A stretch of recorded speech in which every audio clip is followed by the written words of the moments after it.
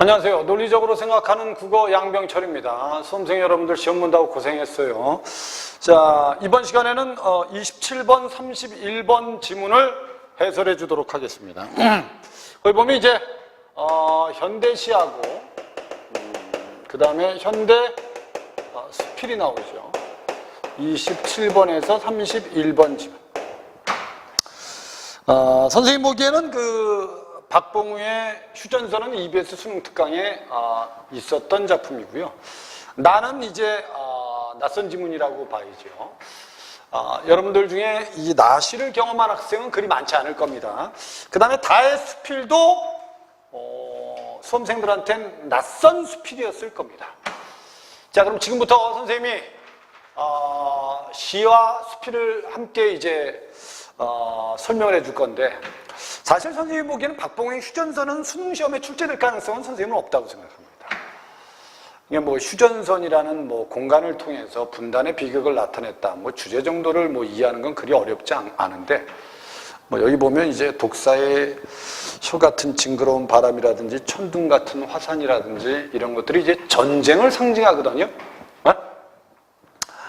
이렇게 상징적 의미를 꼭 학생들이 어느 정도 암기를 해서 문제를 풀어야 되는 시들은 잘 출제되지 않습니다. 그러니까 수능시험에 나오는 시들은 그냥 내용을 읽으면 상징적 의미는 몰라도 상황은 정확하게 이해할 수 있는 시들을 출제할 가능성이 아주 높다고 보셔야 됩니다.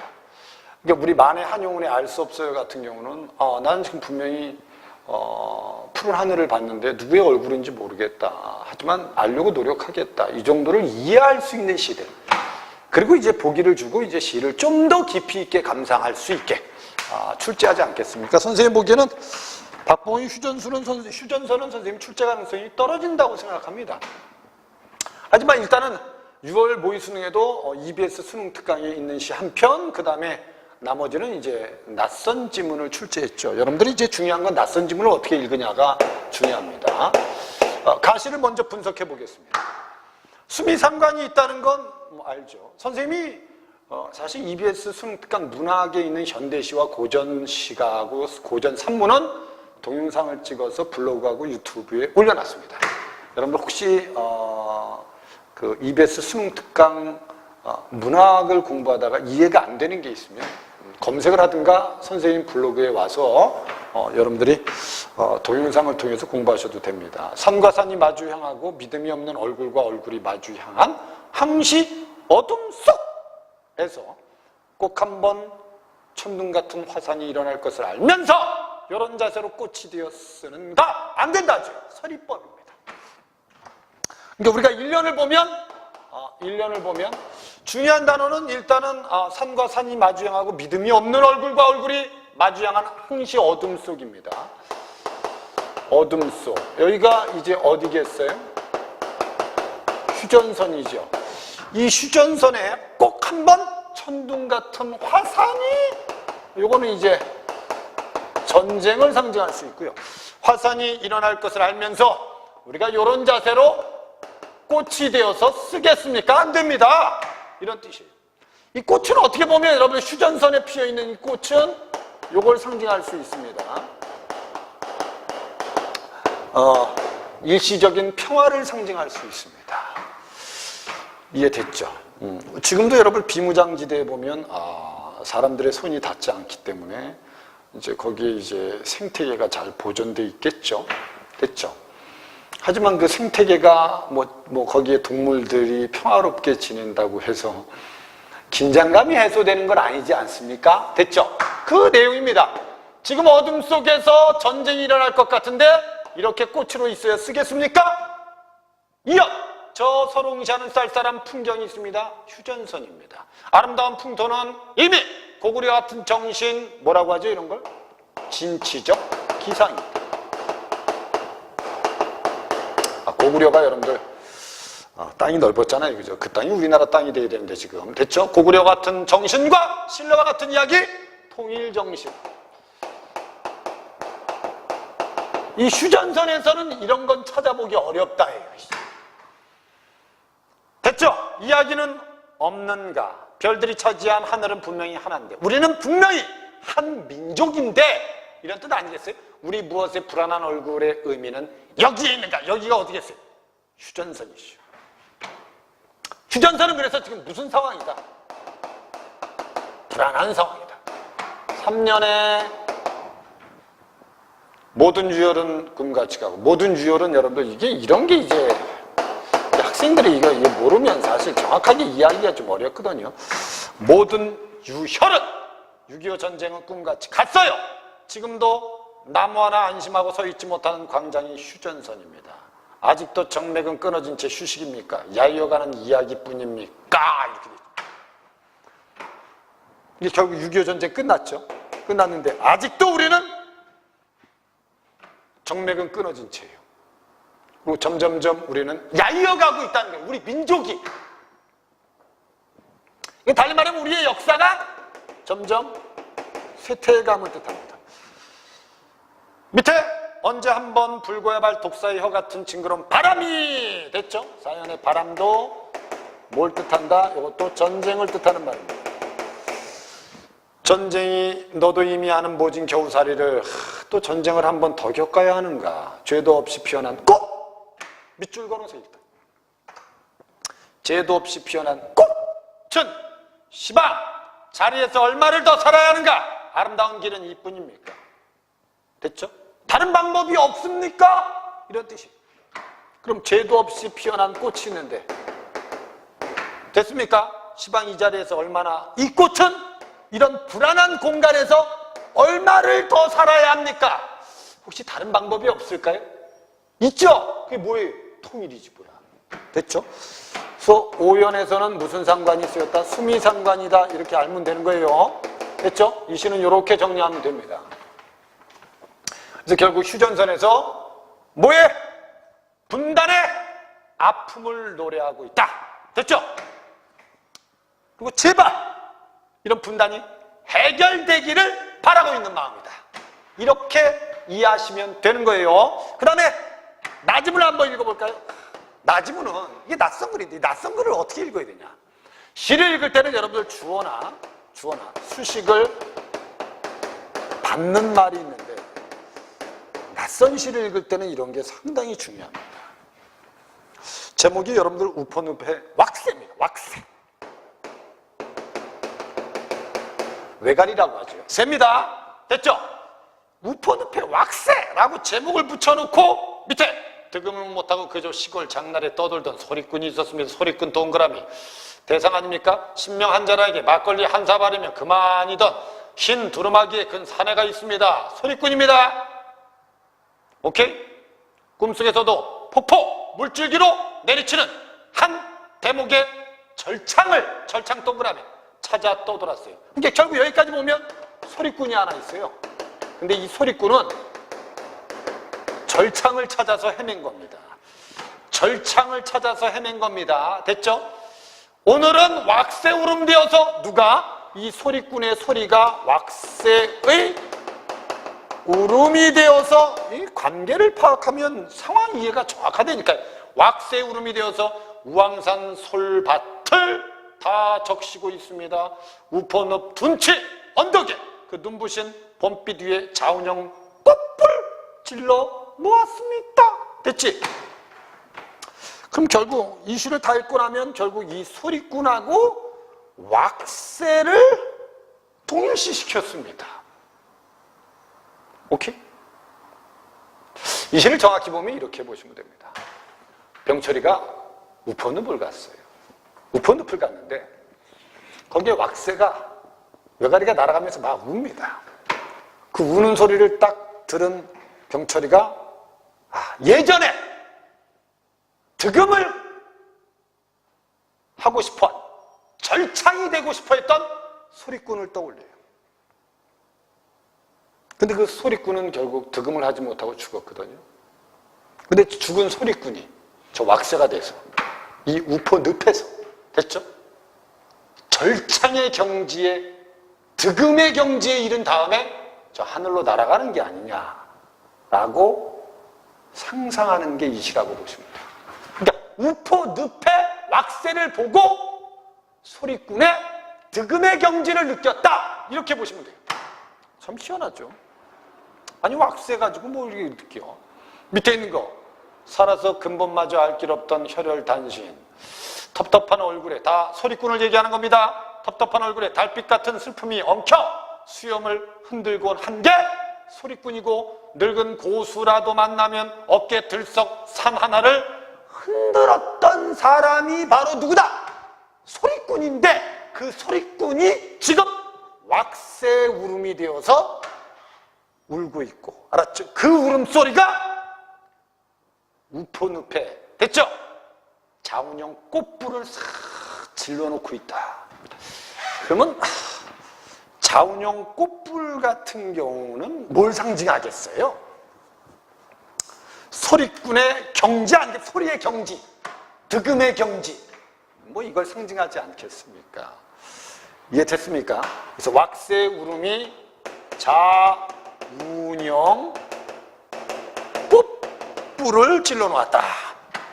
그리고 밑에서는 이런 말을 합니다. 필생 동안 그가 찾아 헤맸던 소리가 적막한 늪 뒷산 솔바람 맑은 가락 속에 있었던가.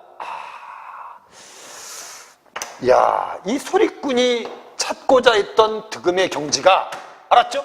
야, 바로 이 우포 늪에 있었던. 됐죠? 소목마을, 장제마을, 토평마을 양파들이 시퍼런 물살 몰아칠 때, 뭐 5월달이라고 하는데, 알았죠? 뭐 중요한 건 아닙니다. 양파 잎이 시퍼런 물살 몰아칠 때 일제히 기슬치며 동편제에 넘어가는 저 왁새들이 바로 소리꾼이 아니냐? 완창 한판 잘 끝냈다고 하늘 선회하는 저 소리꾼, 영혼의 심연, 이 바로 왁새다.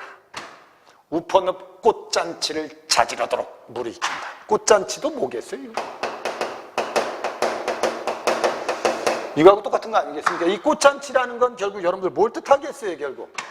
이건 다 득음의 경지, 소리의 경지를 뜻합니다. 그럼 늪에, 적막한 늪에 있는 게 이 왁새고요. 왁새. 왁새가 소리꾼의 영혼이 되어 득음의 경지에 도달해서 울음을 울면서 하늘로 날아가고 있다. 라고 느낀 게 이 시입니다. 그러면 이 시에서 우리가 알 수 있는 거, 뒤에 뭐 문제 보기에도 설명이 있습니다. 그러니까 우포 늪이란 늪에 가서 뭘 받고? 왁새를 받고, 이 왁새의 울음소리를 들은 다음에 누구를 떠올린 거다? 소리꾼을 떠올렸다. 뭐 이렇게 연결하면 이게 이제 정확하게 시의 상황이 이해가 되는 겁니다. 이렇게만 이해하고 풀면 됩니다. 주제까지 이해할 필요 없습니다. 주제는 뒤에 나옵니다. 다지문을 보겠습니다. 주로 온천행이 있습니다. 이 지문도 쉬운 지문 아니었습니다. 선생님 미리 얘기하는데 쉬운 지문 아니었어요. 이거는 지울게요.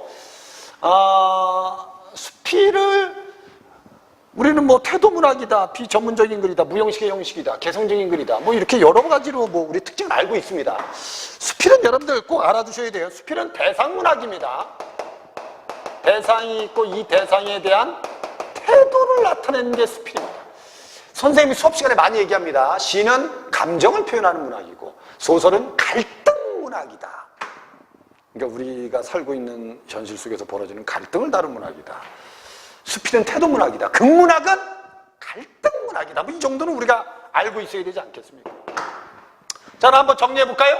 그 바위를 가리켜 어느 건방진 옛사람은 오심함 이름을 지었습니다. 오심이라는 게 내 마음 아닙니까? 내 마음. 그보다도 조금 겸손한 사람은 세심함. 됐죠? 마음을 씻을 수 있는 바위, 이런 뜻입니다. 됐죠? 이 사람은 일단 첫 번째 중심 대상인 요걸 제시했습니다. 오심함이라는 곳이 있어요. 이게 분명히 제목이 그리고 주로 온천행이라고 했으면 이거는 거의 기행수필이라고 볼 수 있지 않겠습니까? 제목만 봐도. 밑에 그보다도 조금 겸손한 누구는 세심함이라고 불렀어요. 기운차게 일어난 산발이 이곳에 이르러 오심함의 절경을 남기기 위해 한두 둥근 골짜기를 이루어 놓고 다시 다물어졌다. 그러니까 결국 산골짜기도 산도 이 오심암이란 곳의 아름다움을 침범하지 않기 위해서 결국 산발이 오심암을 침범하지 않고 이렇게 돌아서 갔다 이 뜻입니다. 오케이? 됐습니다. 그럼 결국 오심암이라는 곳이 있고 됐죠? 그 다음에 옆에는 이제 산들이 있겠죠? 짙은 단풍빛에 붉게 누렇게 물든 검은 절경의 성장이 있다. 성장이라는 건 여러분들 몸을 단장한다는 뜻입니다.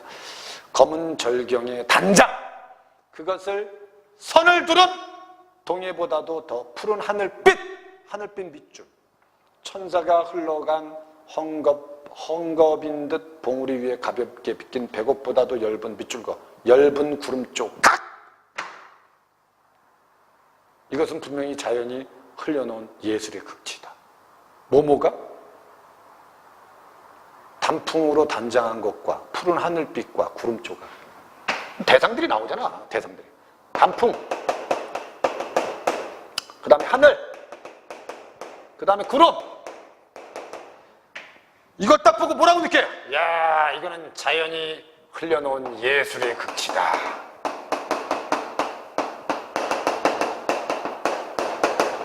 이런 태도를 우리는 이렇게 얘기하는 거예요. 뭐라고? 이런 걸 예찬적이다 이렇게 얘기하는 거예요. 예찬적 태도는 알죠, 그죠? 그러나 겸손한 자연은 그의 귀한 예술이 홍진 세모 많이 들어봤잖아. 상충곡에서 붉은 먼지라고 속세를 뜻하죠. 붉은 먼지에 물들 것을 염려하여서 그것을 깊은 산골짜기에 감추어 두었습니다. 됐죠? 그럼 이 자연과 대조적인 이미지로 쓰인 게 뭐겠어요? 이 단어죠. 홍진이라는 단어입니다. 뭐 속세 이미지 아니겠어요? 붉은 먼지. 그러니까 결국 이 오심 안에는 단풍과 하늘과 구름과 같은 아름다운 자연이 있어요. 야, 이건 예술의 극치입니다. 여기에는 붉은 먼지는 침범할 수 없습니다. 어기까지 버스를 불러오고 이곳까지 2등 도로를 끌어오는 것은 본래부터 그의 뜻은 아니었을 겁니다. 그가 누구였어요? 자연입니다. 자연. 이게 자연의 뜻은 아니었을 거예요. 여기가 버스가 오고 길이 나는 건 자연의 뜻은 아니었을 것이다. 오직 사람만이 사람 세모, 장하지도 아니한 그들의 예술을 천하에 뽐낼 기회만 엿보고 있다. 그러니까 결국 자연의 아름다움에 비하면 인간의 행동은 천박하게 끝이 없다. 됐죠? 밑에 둘러보건대 이 골짜기의 일찍이 먼지 품은 미친 바람과 같은 것은 지나가 본 일이 아주 없다. 미친 바람, 먼지가 있는 미친 바람은 지나간 적이 없어요. 아득히 쳐다보이는 높은 하늘 아래 티끌을 품은 듯한 아무것도 없어요. 그죠? 하늘 아래 티끌을 품은, 먼지를 품은 건 하나도 없어요. 너무 깨끗해. 잠깐 내 자신을 굽어보니까 내가 너무 더럽다! 이렇게 된 거예요. 그래서 이 맑고 깨끗한 자연을 자기 자신과 대비해서 자기 자신을 반성, 뭐 이렇게 정리하면 되겠죠. 차디찬 바위 위에 신발을 벗고 모자를 던지고 외투를 벗어 팽개치고 반드시 누워서 뭐 오시남 아니겠어요? 오시남에 이제 바위에 딱 누워서 눈을 감으니까 인생도 예술도 다 어디로 사라지고 오직 끝없는 망각이 내 마음을 아니 우주를 채우면서 옵니다. 이렇던 생각이 머릿속에, 그러나 몸을 식히면서 스며드는 차가운 기운은 어느새 거리에서 멀리 떨어진 우리들의 위치를 깨닫게 합니다. 우리는 채 씻기지 않은 마음을 거두어 가지고 잠시나마 정을 들이는 오심함을 두 번, 세 번 돌아다 보면서 간 길을 다시 내려오기 시작했습니다. 근데 결국 오심함에 갔다가 다시 내려오는 건데, 좋은 벗 떠나기란 싫은 것처럼 좋은 자연에도 숙별의 정은 마찬가지입니다. 이별의 아쉬움이 있다는 거죠. 또한 좋은 음식을 만났을 때 벗을 생각하는 것이 자연스러운 것처럼 떠나고 싶지 않은 자연을 앞에 두고 멀리 있는 벗들이 갑자기 그립습니다. 그래서 나는 오시남에게 이렇게 말합니다. 야, 다음에 올 때는 내가 친구 데리고 올게. 뭐 이렇게. 여기서는 어떻게 보면 오신암의 자연의 정말 맑고 깨끗한 자연의 아름다움을 예찬한 노래다. 예찬한 수필이다. 자연의 아름다움을 예찬했다. 뭐 이 정도는 정리할 수 있어요. 그래서 가다의 공통점으로 적절한 건 뭡니까? 인간의 삶과 공간의 인 공간 동그라미죠. 의미를 연결죠. 여기서 가는 공간이 뭐죠? 휴전선. 나는 뭐죠? 우포늪. 여기는 어디? 오심암. 됐죠. 답은 1번이네. 갈등과 대립이 없는 화합의 세계를 보여줌으로써 희망적인 미래를 예견 없습니다.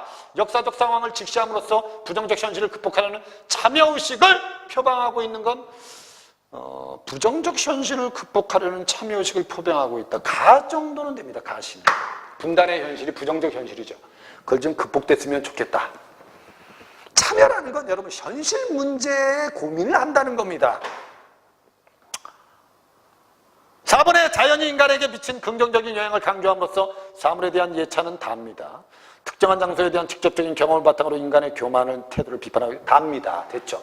그러니까 뭐 27번은 답을 맞췄을 겁니다. 28번 문제는 대체로 보면 5번 때문에 오답을 한 학생들이 좀 있을 겁니다. 가나에 대한 설명으로 적절하지 않은 건데 가는 서리적 표현을 썼다. 안타까움이 있다. 나는 청각의 시각. 청각의 시각화를 우리는 뭐라고 하죠? 공감각이라고 하지 않습니까? 뭐라고 한다고? 공감각. 공감각이 어디 있어요? 거기? A에 보면 뭐라고 되어 있죠? 왁새 울음이 되어서 우렁찬 솔밭을 다 적시고 우포늪 둔치 그 눈부신 봄빛 위에 자운용 꽃불을 질러 놓았다. 왁새 울음이 됐죠? 그럼 왁새 울음은 청각인데 꽃불을 질러 놓았다고 하면 청각을 무슨 각화시킨 게 맞네. 시각화시킨 공감각이 맞네. 됐죠? 그 다음에 3번에 가는 시간의 흐름에 따라서 그 다음에 나는 시선의 이동에 따라서 시상을 전개하고 있다. 가는 시간의 흐름은 아닙니다. 됐죠? 가의 내용 전개 방식은 수미상관입니다. 됐죠? 나의 시선의 이동에 따라서 분명히 이럴 수는 있어요. 시적하다가 우포늪에 갔고 우포늪에 그 적막한 곳에서 새 한 마리가 날아가면서 결국 하늘을 향해서 가면서 울고 있다. 그럼 요거는 이제 시적화자의 시선의 이동이 가능합니다. 시간의 흐름은 잘못됐다. 3번입니다. 가는 동일한 식구를 반복하고 있다. 꽃으로 피어서 이렇게 쓰겄는가. 뭐 1년하고 5년의 반복이죠. 됐죠? 동일한 식구의 반복이다. 그 다음에 나는 인물에 대한 이야기를 활용하여 주제의식을 강조하고 있다. 인물이 누구죠? 소리꾼이죠. 그죠? 그럼 이해가 됩니다. 근데 5번은 가나는 모두 화자의 인식이란 말이지. 화자의 인식을 자연물에 투영하여. 자연물에 투영. 됐죠? 투영하여서 시적 정서를 환기하고 있다. 됐죠? 그럼 여기 봐봐. 지금 분명히 가의 화자는 분명히 휴전선에서 무슨 감을 느끼죠? 불안감을 느낍니다. 그리고 휴전선 자체를 지금 부정적인 현실로 인식하고 있습니다. 근데 이 부정적 현실을 자연물에 투영했다. 대표적인 게 뭐겠어요? 거기 여러분들 죄도 없이 피어난 꽃 있죠? 죄도 없이 피어난 꽃 또는 천둥 같은 화산 징그러운 바람, 됐죠? 오케이? 이것들은 다 전쟁을 뜻하죠. 이런 자연물들이 결국 시적 화자의 현실인식이 불안함을 나타내주죠. 맞는 겁니다. 그래서 휴전선의 불안감은 뭘 통해서 가장 많이 나타난 건 바람을 통해서 많이 나타납니다. 독사여 같은 징그러운 바람, 됐죠? 이게 대표적이라고 보셔야 됩니다. 오케이? 그리고 그 밑에 줄에 뭐라고 되어 있죠? 너는 이미 아는 모진 겨우살이를 또 한 번 겪으라는가? 됐죠? 바람이란 자연물이 대표적입니다. 그 다음에 나 같은 경우는 나는 화자의 인식은 분명히 소리꾼을 떠올려요. 이 소리꾼을 뭘 통해서? 왁새를 통해서 표현하죠. 그럼 이 나는 당연한 겁니다. 이해되셨습니까? 소리꾼의 소리를 왁새 울음으로. 그러면 당연히 화자의 인식을 자연물에 투영해서 시적 정서를 환기하고 있다. 오케이. 5번 선택지는 어려운 선택지입니다. 이해되셨죠? 그러니까 결국 가에서는 휴전선의 불안감을 바람을 통해서, 나에서는 소리꾼의 소리를 왁스의 울음을 통해서 정서를 환기하고 있다. 이렇게 이해하시면 됩니다. 3번이 답입니다. 29번에 가다에 대한 감상으로 적절한 거. 가의 천둥 같은 화살은 전쟁이죠. 신뢰를 잃는 상황이 초래한 불안 현실 맞아요. 근데 다의 검은 절경은 아름다움을 잃은 풍경은 아니죠. 검은 절경은 여러분들 오심함에서 보이는 자연의 아름다운 자연입니다. 그래서 아름다움을 잃어날 때 잃은 X. 이번에 가의 별들이 차지한 하늘은 하나로 이어지는 세계, 한 민족입니다. 다의 아득히 쳐다보이는 높은 하늘 아래는 흠결 없이 깨끗한 세계입니다. 2번입니다. 3번에 가에 끊어진 정맥은 유혈을 이겨낸 삶의 의지다. 끊어진 정맥은 여러분 전쟁을 이겨낸 삶의 의지가 될 수 있어요. 이겨내는 잘못된 거. 전쟁 때문에 남은 상처입니다. 가에 엄습하는 찬기는 정든 곳을 떠나야 하는 절망감 X 됐죠. 그래서 찬기운 때문에 그래 우리의 위치를 또 깨닫고 이제 우리는 일상으로 돌아가야 되는구나. 그래서 결국 현실로 돌아가니까 오심함하고 자연하고 헤어져야 되는 아쉬움이 나타나는 거죠. 절망감은 아니죠. 됐죠? 그 다음에 가는 징그러운 바람은 전쟁, 미래에 닥칠지 모를 모진 상황을. 근데 다는 미친 바람은 삶에서 지켜야 할 소중한 존재입니까? 아니죠. 미친 바람은 뭘 가지고 오는 바람이죠. 먼지를 가지고 오는 바람입니다. 오심하면은 이런 먼지를 가지고 있는 바람은 지난 적이 없습니다. 틀렸죠. 5번에 가의 꽃은 죄 없이 이런 자세로 삶에 순응하는 존재를. 맞죠? 나의 바위는 지나온 과거를 망각하여 삶을 회의하는 존재다. 바위는 지나온 삶을 망각하여 삶을 회의한다가 아니에요. 결국 바위에 누워서 뭐하고 있어요 지금? 끝없는 망각이 내 마음 우주를 가득 채우고 있죠. 됐죠? 오케이? 근데 이걸 가지고 과거를 망각하여 삶에 회의하는 존재다. 삶을 회의하지 않습니다. 알았죠? 결국 이제 바위에 딱 누워있으면 모든 것들이 다 사라지고 잃었던 생각들이 내 머릿속에 가득 채우죠. 그리고 차가운 기운을 딱 느끼면 이제 또 내려갈 때가 됐구나 이런 뜻이에요. 여기서 회의감은 잘못된 말입니다. 답은 2번입니다. 30번 문제. 보기를 참고해서 A에 대한 이해를 적절하지 않은 걸 찾아라. 뭐 주제가 다 나오죠. 자연과 인간이 어우러진 소리의 경지다. 뭐 이렇게 주제를 표현했어요. 그래서 이시화자는 우퍼늪에서 왁스의 울음소리를 들으면서 득음을 못한 채 생을 마감을 한 소리꾼을 상상. 근데 결국 왁스의 울음소리 때문에 상상한 거죠. 화자는 왁스의 울음소리에서 고단하고 외로웠던 소리꾼이 평생에 추구했던 절창을 연상함으로써 우퍼늪의 생명력이 소리꾼의 영혼을 절창으로 이끌었다. 자연과 인간이 어우러진 세계에서 창조된 예술의 경지다. 뭐 주제 다 이해되죠.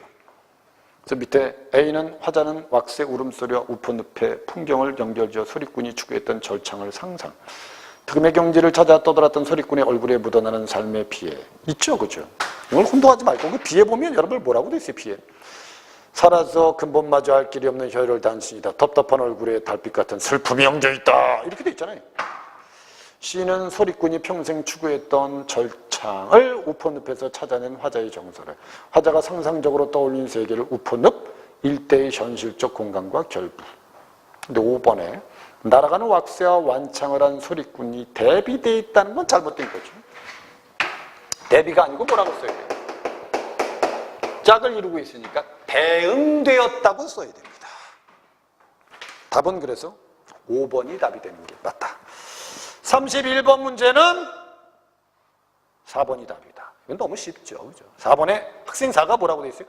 인간의 삶에서 자연이 티끌처럼 인간의 삶에서 자연이 티끌처럼 작아 보인다고 한다는 점에서 사색을 통해서 교훈을 얻고 있다. 이게 말이 안 되는 겁니다. 내용하고 안 맞죠? 됐죠? 그래서 인간의 삶에서 자연이 티끌처럼 작아 보인다고 한다는 점에서 어떻게 보면 자연에 비해서 인간 세계가 더럽다는 거지. 자연의 세계가 작아 보인다는 건 밑글의 내용하고 맞지 않는다. 그래서 답은 4번이 답이었다. 이렇게 해결하면 됩니다.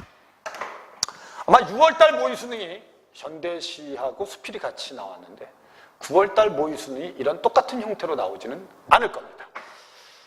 그렇다고 여러분들이 뭐 형태가 바뀐다고 해서 달라지는 건 없습니다. 가장 중요한 건 여러분들이 시나 수필을 혼자 읽고 상황을 이해하는, 구체적인 상황을 이해하는 능력이 중요합니다. 그러려면 현대시는 반드시 제목을 보고 시의 대상을 찾고 그래서 거기에서 화자의 정서를 이해하는 게 중요하고요. 됐죠? 수필은 중심 대상을 찾고 글쓴이의 태도를 이해하는 게 중요합니다. 무슨 말인지 이해되셨죠? 그리고 EBS 연계교재에 나오는 시문학이나 소설문학이나 수필이나 극문학은 여러분들 반드시 한번 다 풀었다면 복습을 해서 다시 익혀야 됩니다. 그래야지 뭐 이게 연계가 되는지 안 되는지를 알 거 아닙니까? 학생들 중에는 EBS 연계교재 문학 작품을 아예 보지 않는 학생도 있습니다. 뭐 낯선 지문이나 내가 모르는 지문을 읽고 문제 푸는 능력이 뛰어나면 상관은 없습니다. 근데 그런 학생들이 결국 마지막에 1등급이 안 된다는 겁니다. 국어라는 건 2등급까지 올라가는 건 문제가 없는데 2등급에서 1등급 올라가려면 여러분들 약간의 복습과 함께 어느 정도의 내가 이해한 내용을 머릿속에 축적할 필요가 좀 있다는 거죠. 자, 일단 설명은 여기까지 하겠습니다. 여러분들 혹시나 시가 자신이 없다, 어떻게 읽어야 될지 모르겠다라는 학생들은 선생님 블로그 네이버에 보면 양병철 국어라고 치면 선생님 네이버가 나옵니다. 네이버에 블로그가 나옵니다. 그 블로그에 들어가면 EBS 수능 특강 현대시를 다 선생님이 해설 동영상을 찍어놨습니다. 선생님 동영상을 보다 보면 시를 내가 어떻게 읽어야겠구나를 여러분들 자연스럽게 배우게 됩니다. 일단 6월 모의수능 끝났으니까 여러분들 이제 기말고사 준비 잘 하시고, 수험생 여러분들, 특히 고3 학생들은 기말고사 끝나면 이제 7월 모의고사를 보고 이제 여름방학을 맞이하는데, 여름방학 때 여러분들 시간들을 잘 아껴 써서 9월 모의수능 때 지금 6월 모의수능보다 더 좋은 결과를 만들기 바랍니다. 여러분들 듣느라고 고생했습니다. 다음 동영상 시간에 만나겠습니다. 감사합니다.